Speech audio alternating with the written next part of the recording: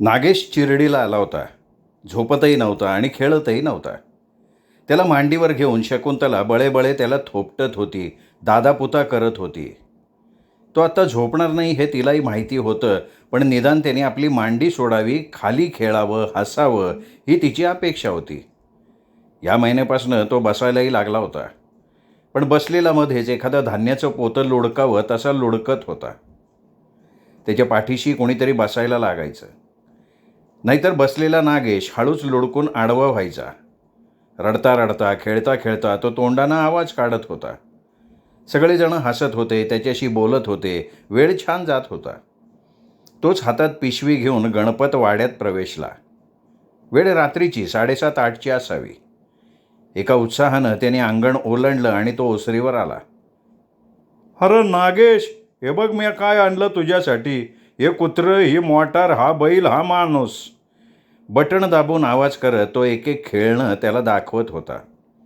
त्याने एकाच वेळी 8-10 मोठी महागडी खेळणी त्याच्यासाठी आणलेली होती. शकुंतलासह सगळेजण त्या खेळण्यांकडे, त्यांच्या नवेपणाकडे, वेगळेपणाकडे बघत राहिले. रडणारा नागेश हसायला लागला, हात लावून खेळणं बघायला लागला.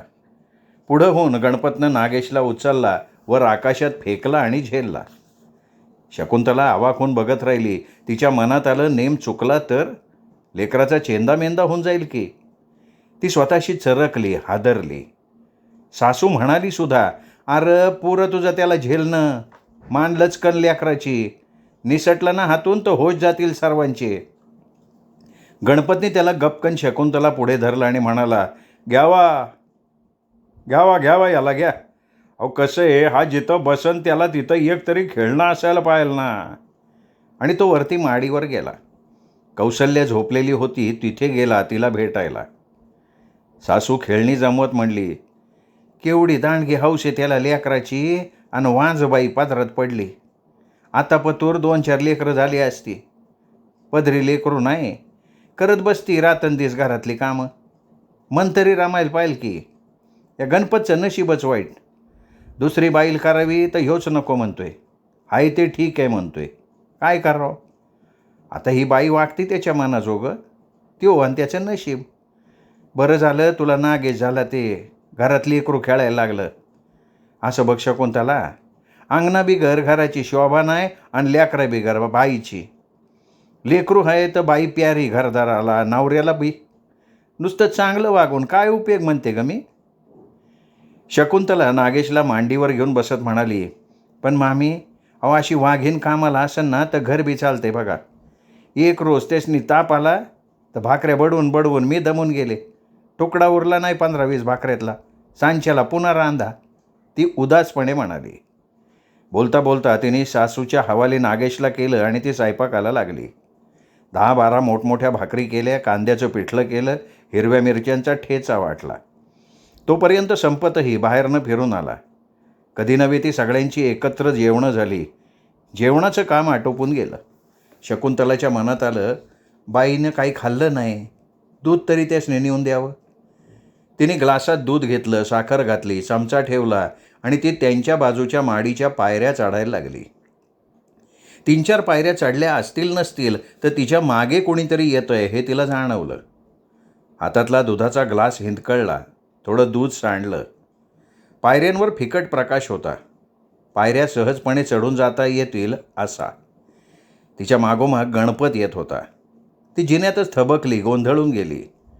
आपण वर त्यांच्या खोलीत जावं का हा ग्लास त्याच्या हाती सोपवून द्यावा हे तिच्या लक्षात येईना. तिचं पाऊल पुढे पडेच ना. एक अनामिक भीती मनात प्रकटून गेली. तो तिच्याच पायरीवर येऊन उभा राहिला. तिच्याकडे बघत त्यांनी विचारलं, काय आवडली का खेळणी वहिनी. तिने त्याच्याकडे नजर उचलून बघितलं तर तो लघटपणे तिच्याकडे बघून हसत होता. काहीतरी म्हणायचं म्हणून ती म्हणून गेली, अहो आवडली की, पर इतकी खेळणी वय, एखादं आणायचं. लेकरू येते, फोडण आपटण. अहो फोडू द्या, आपटून बघू द्या, त्याच्या बिगर त्याला आनंद कसा व्हायचा. त्यानं हात पसरून तिच्या खांद्यावरून घेऊन तिला जखडून टाकलं. हो भाऊजी सोडा, काय चाललंय तुमचं, मी वरडीन बरं का अशानं. तिने डोळ्यातनं आग ओकत म्हटलं. त्याला तिला हसडताही येईना. वरड की, गप का बसली, मला धमकी देती वे. काय जावंचं लय पुळं का आलाय का. दूध देती का? आणि इकडं म्या देतो तिला दूध.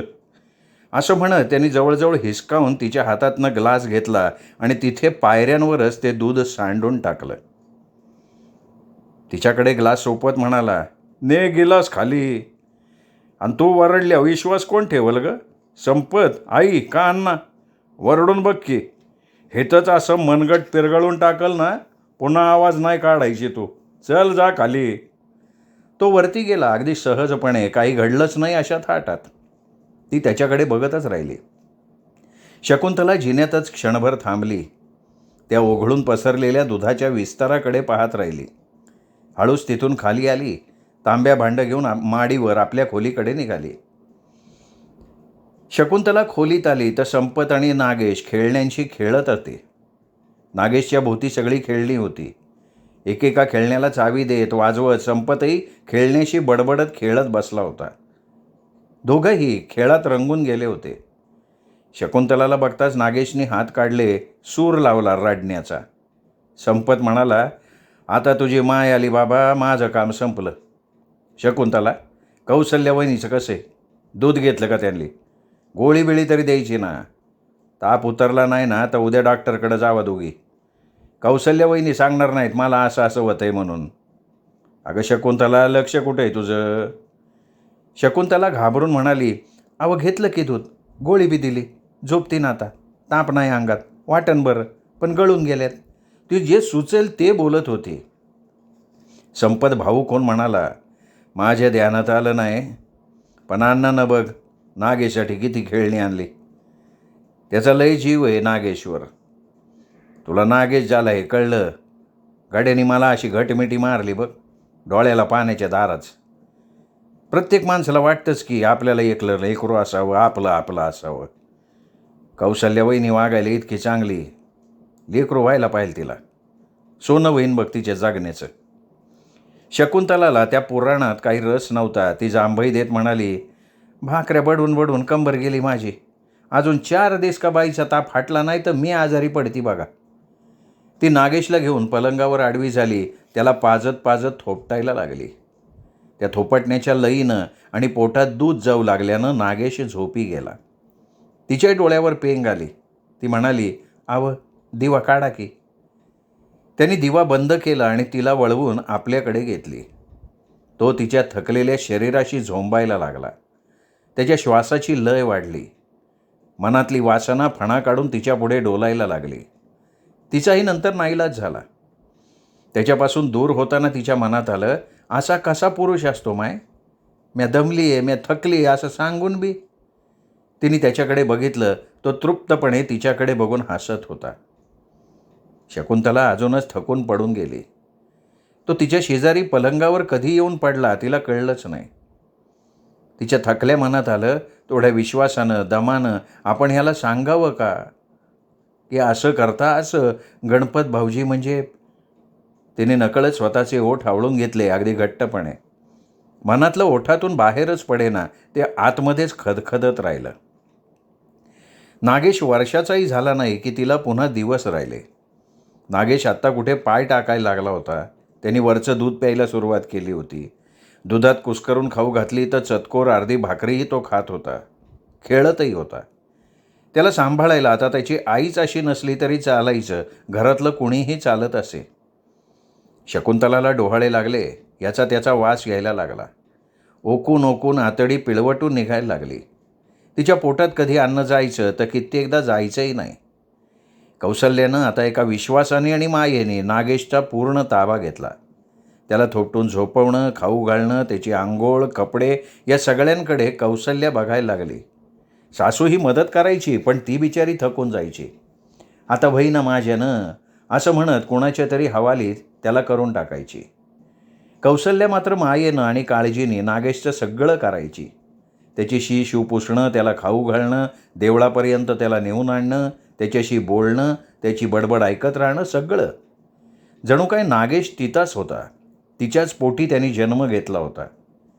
तिचं अतृप्त मन अशा प्रकारे समाधान मानत होतं. शकुंतलाला पुन्हा लवकर दिवस गेल्यानं तिला संधीच मिळाली होती त्या बाळाला सांभाळायची. नाहीतर नागेश तिच्या वाट्याला इतका थोडाच आला असता. तिला लाख वाटलं त्याला सांभाळावं, गाणी म्हणून झोपवावा, खेळवावा, पण समोरच्याला ते पटलं पाहिजे ना. शकुंतलाची आता शारीरिक आणि मानसिक स्थिती खूप नाजूक झाली होती. कोणीतरी त्याला सांभाळलेलं तिला हवंच होतं. त्याची काळजी घेणाऱ्याची तिला गरजच होती. संपत हे करू शकणार नव्हता. तास अर्धा तास तो त्याला खेळवायचा, थोडं फिरवून आणायचा आणि मग त्याला पुन्हा कुणाकडे तरी देऊन हात झटकून मोकळा होऊन जायचा. स्त्रीच्या जवळ जात्यात असलेल्या सहनशील वृत्तीमुळे स्त्री मुलाचं संगोपन नीट करते. ती कंटाळत नाही, हायगय करत नाही की बाळाला सांभाळायला लागतं याचा रागरागही करत नाही. तिच्या पोटी जन्म घेतलेलं बाळ म्हणजे एका अर्थानं ते तिचं अस्तित्व असतं. तिचाच वेगळा पण जिवंत असा अंश असतो. कौसल्याच्या तप्त मनावर नागेशच्या सहवासाचे दवबिंदू पडून गेले होते. तिचं मन अंतर्बाह्य हिरवगार झालं होतं. 4-8 दिवसांसाठी शकुंतलाला माहेरी नेण्यासाठी ज्ञानोबा आणि चंद्राबाई आली. त्यांनी शकुंतलाला माहेरी नेली. चंद्राबाईला वाटलं माहेरी पोरीचं मन स्वच्छ असतं.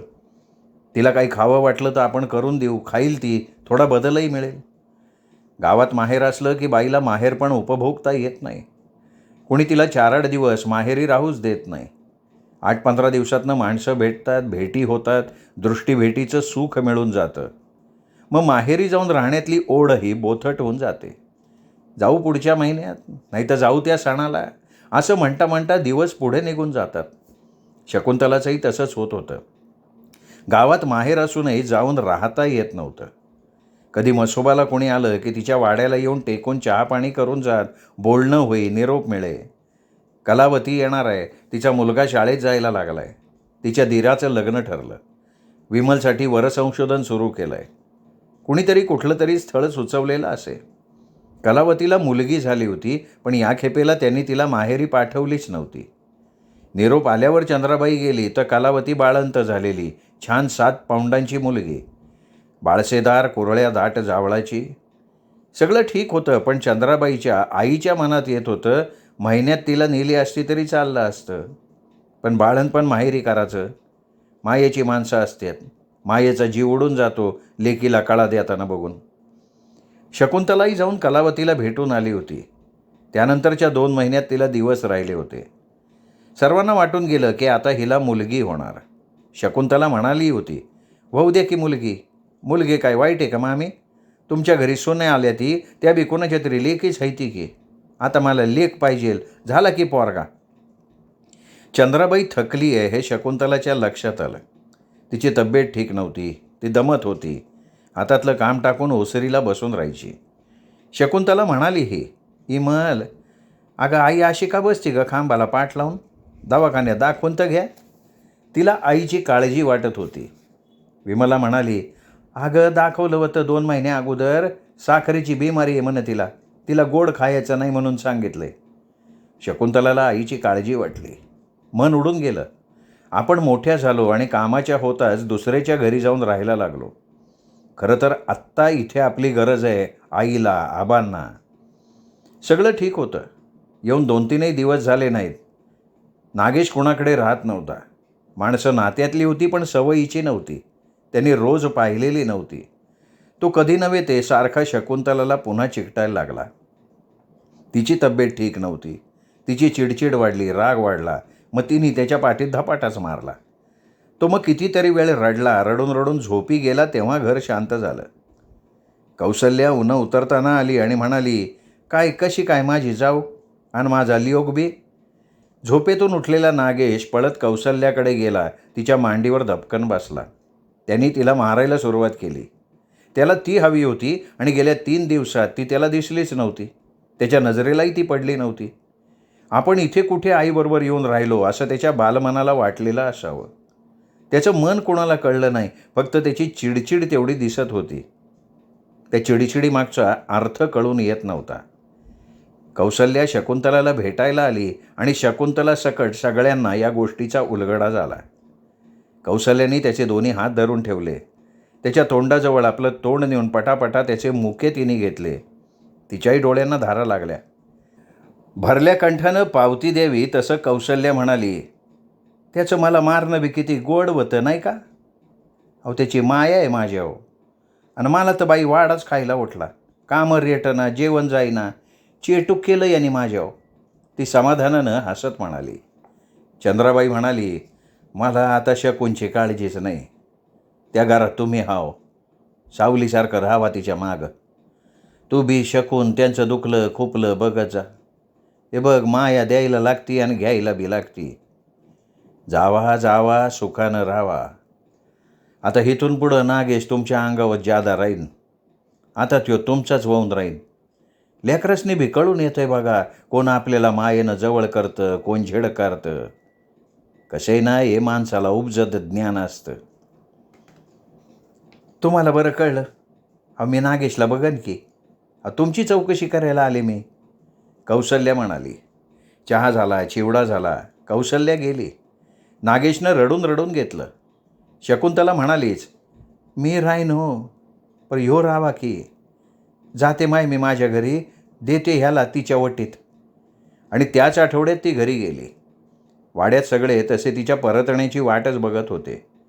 ती 3-4 दिवसात परतली याचा सगळ्यांना आनंद झाला, विशेषतः कौसल्याला. इथे तो सतत तिच्या डोळ्यांपुढे राहणार होता. शिवाय तिला हवं तेव्हा त्याला जवळ करता येणार होतं. शकुंतला आता स्वतःतच बुडून गेली होती. नागेशला तिच्या हवाली केल्यानंतर तिला बरंच वाटलं. तिला हवी तशी विश्रांती मिळत होती. मळमळणं कमी झालं होतं, पण अन्नावर अजून वासना नव्हती. थोडं थोडं खायला लागत होतं. संपतनी गोळ्या आणल्या होत्या. तिला नेऊन दवाखान्यात दाखवून आणलं होतं. पण तिच्या अंगातला अशक्तपणा काही गेला नव्हता. पूर्वीसारखी कौसल्याच्या बरोबरीनं कामं होत नव्हती. सासू तर बसून असायची. वजन फार होतं तिचं. थोडं काम केलं की धपापत राहायची. तसा इतक्या मोठ्या खटल्याचा भार कौसल्याच वाहत होती. सणवार आला गेला आणि शकुंतलाचं गर्भारपणसुद्धा. तिच्या तक्रारीचा सूर नसायचा कधीच. उलट भूक लागली तर ताजं काही खाऊन घे, कुणाची वाट बघू नको, असं ती शकुंतलाला बजावत असे. शकुंतला तिला म्हणाली सुद्धा, बाई आहो किती माया करता माझ्यावर. तुमच्या जागी अजून कोणी असती ना, तर म्या कामाला हात लावीन वाटून धुसपुसत राहिली असती बघा. म्या का हाटून दाटून कराले हो, पण समजून घेतलं नाही तर. तिचा आवाज बदलला. तिच्या मनात आलं, पदरी मूल नसलं तरी गर्भारबाईची मनस्थिती जाणण्याचं मन ह्या बाईजवळ आहे. फार मोठ्या मनाची आहे ही बाई. तसं ती बोलूनही दाखवत असे. बाई आहो किती मोठ्या मनाची आहे व तुम्ही. तुमच्या जागी कोणी असती तर मला कामच नाही, तिने झोपलंच असतंय बघा. बरं वाटलं तर बाई काम करायचं. अगं शकुंतला, मला काही हे ठावं नाही का, पण माझी काय बी तक्रार नाही बघ. तू किती विश्वासानं नागेशला माझ्याकडं देते. तुझं मन मोठं आहे. मी अशी लेकरू पोटी नसलेली बाई पर. कौसल्याचा स्वर रडवेला झाला. तिच्या मनीची व्यथा त्यात उमटून गेली. शकुंतला म्हणाली, नागेशला आता तुमची सवय झाली बघा. तो कुठं बी राहीना, आणि तुम्ही काही कमी माया लावता वय त्याला. माया दिली तर माया भेटतीच की. नागेशला तुमचा लळाय यात समज आलंय बघा. शकुंतलाच्या अशा बोलण्यानं कौसल्या मनोमन सुखावून जात होती. तिला झालेला आनंद कित्येकदा तिच्या मनातही मावत नसे. ती मग नागेशचं सगळं निगुतीनं करे. त्याच्यासाठी कष्टण्यानं उडबस करण्यानं ती सुखावे. मधुमेहानं चंद्राबाई हैराण झाली होती. आपण आता पूर्वीच्या राहिलेलो नाही हे तिला कळलं होतं. थोडंसं काम केलं की दमून थकून पडून राहणं होत होतं. तसं घरातलं सगळं आता विमलाच बघत होती. स्वयंपाक पाणी, धुणं भांडी, घराची जोडलोड, अंगणाची निगा सगळं. सखाराम आणि शिवा फक्त पाण्याची मदत करत होते. ते अंगणातला ड्रम भरून ठेवत. मुलं कधी हाताशी असत कधी नाही. चंद्राबाईंनी विमलाला तसं बजावलं होतं. हे बघ, तू एकटीने पाण्याला जायचं नाही. पाणी घरातलं संपलं तरी बी चालन, पण पाणी पोरावासनी भरू दे. घरातलं समदं काम तू वडती, त्यासनी इतकं होत नाही वे. त्याहीपेक्षा चंद्राबाईच्या मनात होतं की एकटी तरणी ताठी पोर कुठे कोणाच्या वाड्यात पाण्यासाठी पाठवायची. वेळ काही सांगून येते का. कुठं कुणी हिला छेडलं, हिचा हात धरला, हिच्यावर जबरदस्ती केली तर. कारण घरातलं पाणी अगोदर कलावती आणि शकुंतला भरायच्या. कलावती लग्न होऊन गेली, नंतर शकुंतला आणि विमला भरायला लागल्या. एकीला दुसरी सोबत होती. एकटं कोणी पाणी भरायला जात नव्हतं. आणि पाणी का थोडं लागायचं. 15-16 घागरी पाणी शेंदून आणायला लागायचं, तेही पोहरा विहिरीत सोडून.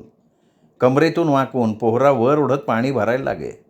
एकीला दोघी सोबत असणं आवश्यकच होतं.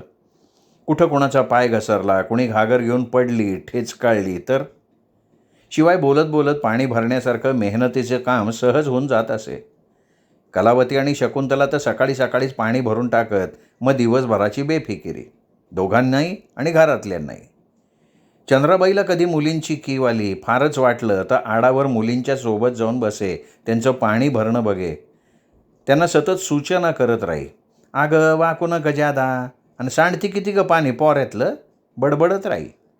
मुलींनी तिच्या सूचना कधी फार मनावर घेतल्याच नाहीत आणि फार कानाआडही टाकल्या नाहीत.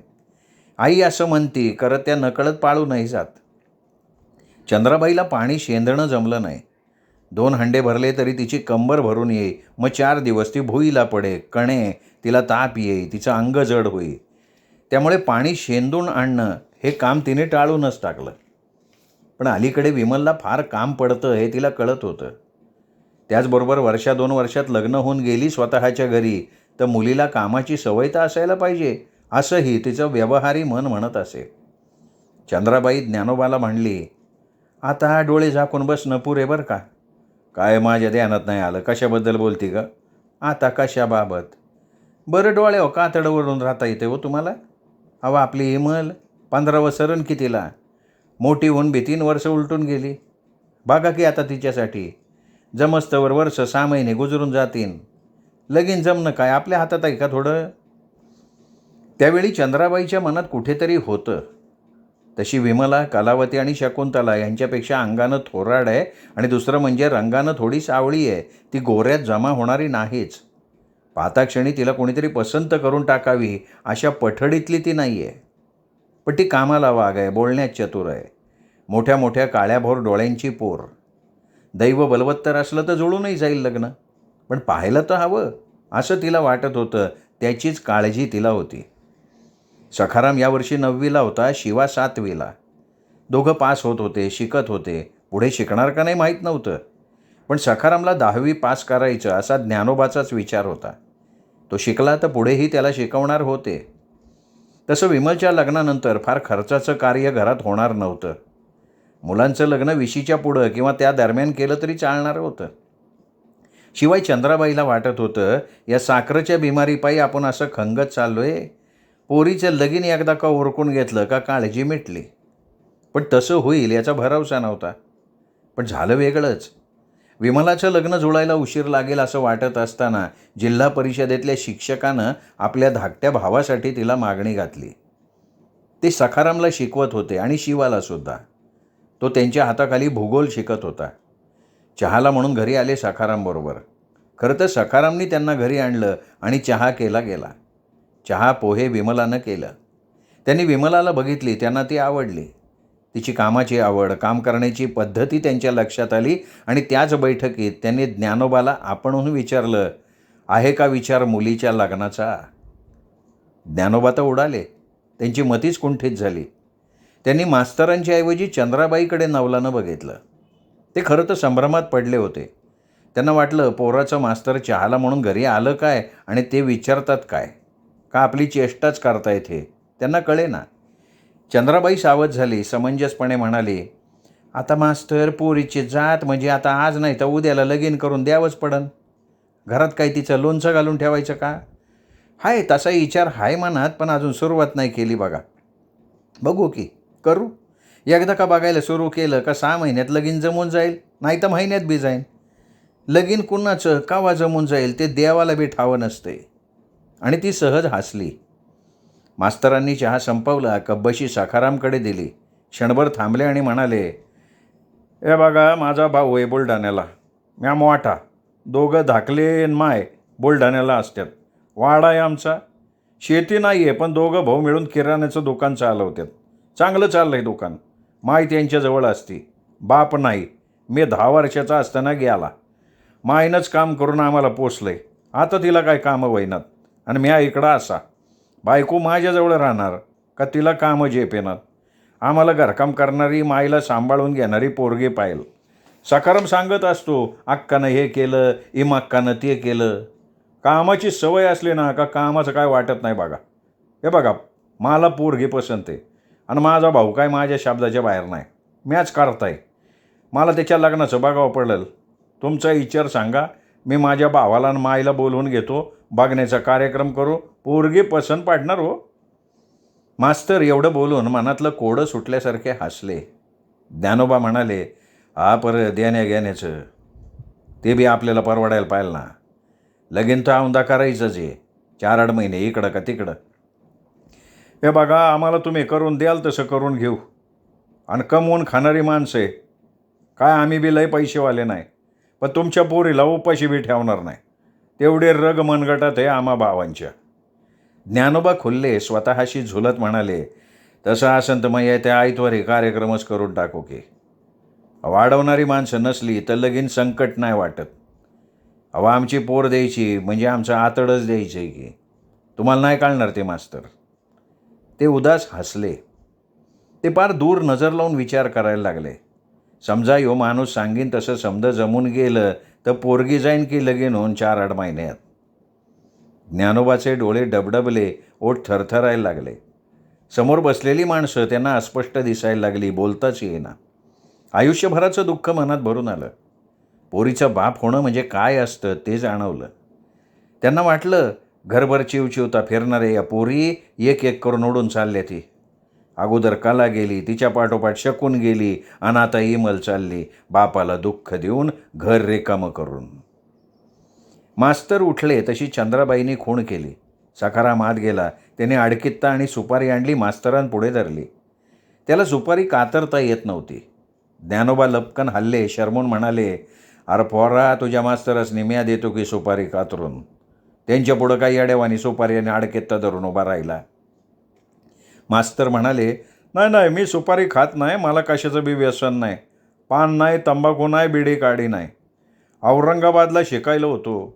पाया पडून घरनं निघालो तेव्हा मायनं डोसक्यावर हात ठेवून सांगितलं, म्हणले, यशवंता, म्या तुला माझ्याजवळून दूर करते, पण पोरांच्या नादाने तंबाखू विडी वाढायची नाही, चोरी करायची नाही, लांडी लावाडी करायची नाही. माझ्या पायावर डोसकं ठेवून शपथ घे तर तुला शिकायला धाडते. आणि तवा धरणं ही सवय लागली बघा. आता पुढं बी सवय नाही लागणार कसली. आम्ही तिन्ही बी भाऊ असे स्वच्छ आहे. व्यसन नाही बघा आम्हाला. आमच्या मायची शपथ घेऊन सांगतो. आणि चांगलं आहे की, तुमचा पेशा बी चांगला आहे. पोरांनी तुमचा गुण घ्यावा, कल्याण होईल समद्यांचं. मास्तर गेले आणि घरात विमलच्या लग्नाचा विषय तरारून आला. ठरलंच लग्न तर काय करायचं, कसं पार पाडायचं, काय काय कबूल करायचं, कसं करून द्यायचं.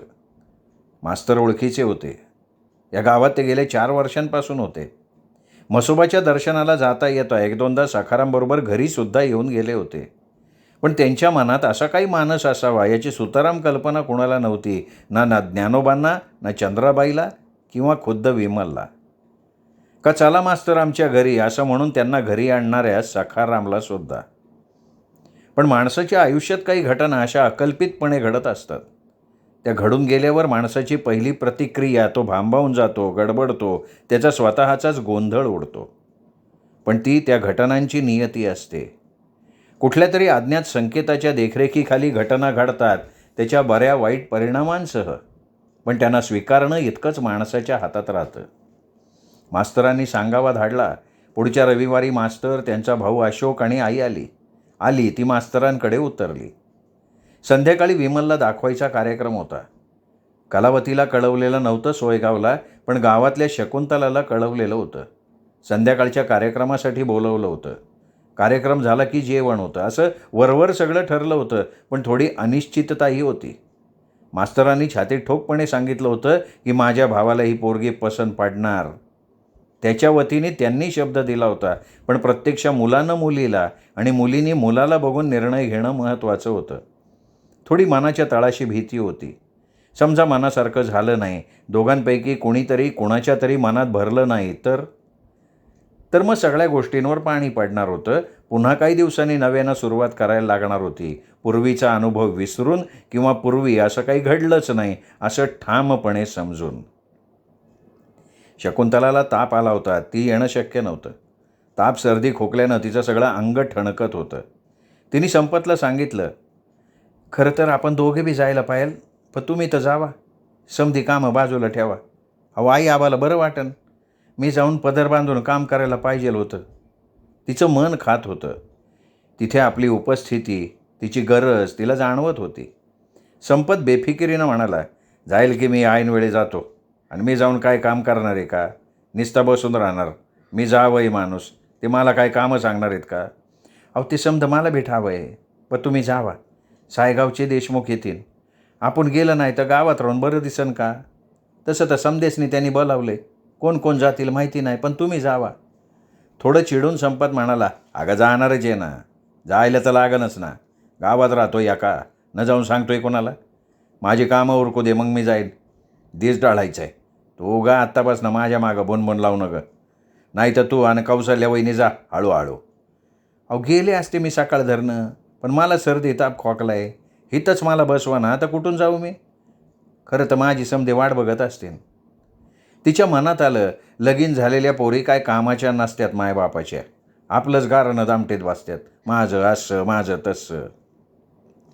कार्यक्रमाला गेली नाही तरी इथे अंथरुणावर पडून आपल्या आतल्या मनाने शकुंतलाने तो सगळा कार्यक्रम पाहिला, अगदी मन भरून. पाण्याला गेल्यावर आपल्या मागे चिपाड घेऊन फिरणारी विमला लग्नाची कधी झाली तिच्या लक्षात येत नव्हतं. एकदा सागरगोट्या ओसरीवर खेळताना तिने तिची वर फेकलेली सागरगोटी वरच्यावर झेलली होती आणि ती पळून अंगणात गेली होती. शकुंतलानं आपण हारलो तेही तिच्यामुळे असं वाटून ओटीतल्या सगळ्या गोट्या तिथेच फेकल्या. तीही धावत अंगणात गेली. तिने विमलला पकडली. मूठ वळून तिच्या पाठीत बकाबका धपाटे घालत राहिली. पुढं पाठीतून वाकलेली विमला ठसका लागून ओकली, लाल लाल झाली, डोकं धरून खाली बसली तेव्हा शकुंतलाच घाबरली. आतून पळत चंद्राबाई आणि कलावती आल्या. चंद्राबाईंनी शकुंतलाच्या तोंडात मारली. शकुंतला गाल चोळत राहिली. गालाची आग होत होती. चंद्राबाईच्या बोटाचे ठसे तिच्या गालावर उमटले होते. विमलाला दोघींनी आत नेलं. तिला पाणी प्यायला दिलं. तिला आडवी केली. इकडे शकुंतला ओट्यावर उभं राहून अंगणातनं सगळं बघत होती, पण ती आत काही गेली नाही. तिला सगळ्यांचा राग आला होता. चंद्राबाई आतून तिच्याकडे बघत म्हणाली, काय राक्षसी वागणं ग माय? खेळ त्यो काय? झेलली तुझी गोटी.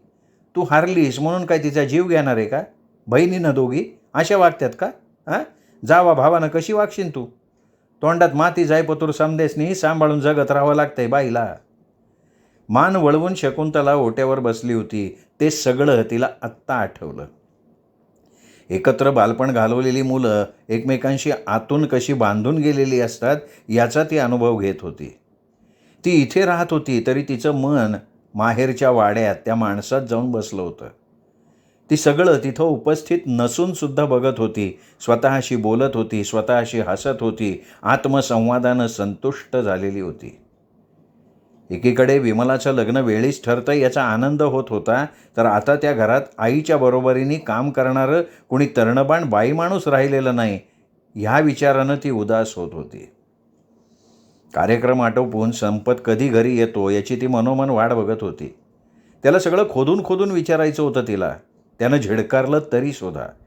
कलावती आणि कृष्णा आली होती का? केव्हा आली होती? विमलानं कुठल्या रंगाची साडी नेसली होती? आईने तिला तिची एकदाणी गळ्यात घालायला दिली होती का? आपल्याला आणि कला अक्काला तिने दिली होती. बाहेर बैठकीत जाण्याअगोदर देवाला नमस्कार करून घेतला होता का? तिकडची कोण कोण मंडळी आली होती? गावातलं अजून कोण कोण होतं? सरपंच होते का? आबांनी त्यांना बोलवलं होतं का? अशा कैक कार्यक्रमाशी निगडीत प्रश्नांनी तिचं मन भरलेलं होतं.